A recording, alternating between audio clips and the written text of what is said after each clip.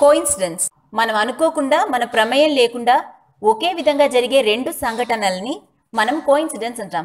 ఇప్పుడు మనం మనకి తెలియని నమ్మలేని కొన్ని కోయిన్సిడెన్స్ల గురించి తెలుసుకుందాం. Number 1, Allan Poe coincidence. 18వ శతాబ్దంలో అమెరికాకి చెందిన famous horror writer Edgar Allan Poe ఈయన రాసిన బుక్ పేరు the narrative of Arthur Gordon Pym. ఈ బుక్ లో ఉండే మీనింగ్ ఏంటి అంటే, ఒక పడవలో 4 వ్యక్తులు కలిసి వెళ్తారు. అందులో ఒకరు క్యాబిన్ బాయ్. ఈ క్యాబిన్ బాయ్ ముగ్గురిని చంపేస్తాడు. అలా చంపేసి వారిని తింటాడు.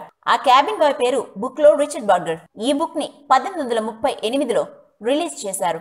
అయితే 1884లో ఒక పడవలో 4 వెళ్తున్నారు.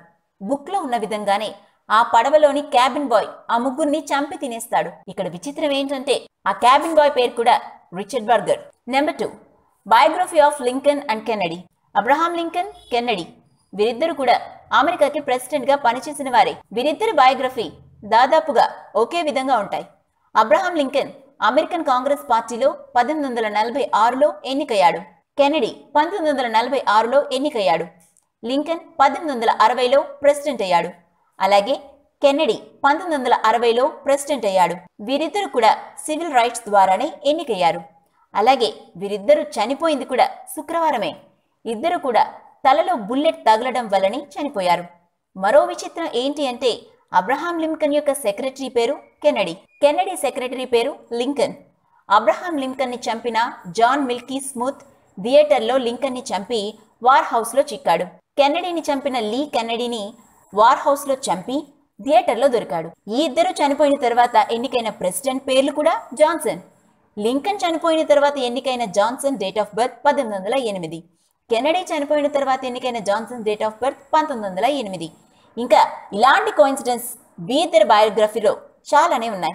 కోయిన్సిడెన్స్ ఆఫ్ డ్యూస్ ఎక్స్ అంటే ఏంటంటే, ఈ డ్యూస్ ఎక్స్ అనేది ఒక కంప్యూటర్ వీడియో గేమ్. 2000లో రిలీజ్ అయిన ఈ డ్యూస్ ఎక్స్ వీడియో గేమ్ ఏంటంటే, అమెరికాలోని బిల్డింగ్స్ పై నుంచి పరిగెత్తుతూ టార్గెట్ ని షూట్ చేసే గేమ్. ఈ గేమ్ లో న్యూయార్క్ లో ఉన్న చిన్న చిన్న బిల్డింగ్స్ తో సహా ప్రతి బిల్డింగ్ ని కూడా ఎంతో కేర్ గా డిజైన్ చేశారు.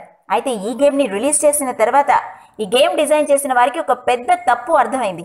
ఆ తప్పు ఏంటంటే, న్యూయార్క్ లో మెయిన్ గా ఉండేది ట్విన్ టవర్స్ కదా, కానీ వారు మాత్రం ఈ గేమ్ లో డిజైన్ చేయలేదు. అయితే 2001లో అమెరికాలో జరిగిన టెర్రరిస్ట్ అటాక్ లో ఆ ట్విన్ టవర్స్ మొత్తం ధ్వంసమయ్యాయి. ఆ ట్విన్ టవర్స్ అమెరికాలో ఉన్నాయని గుర్తుపట్టడానికి కూడా వీలు లేకుండా ధ్వంసమయ్యాయి. ఆ గేమ్ ని డిజైన్ చేసింది మాత్రం ట్విన్ టవర్స్ ధ్వంసం అవటానికి ఏడాదికి ముందు. If you like the video, please like us and subscribe Tollywood Nagar.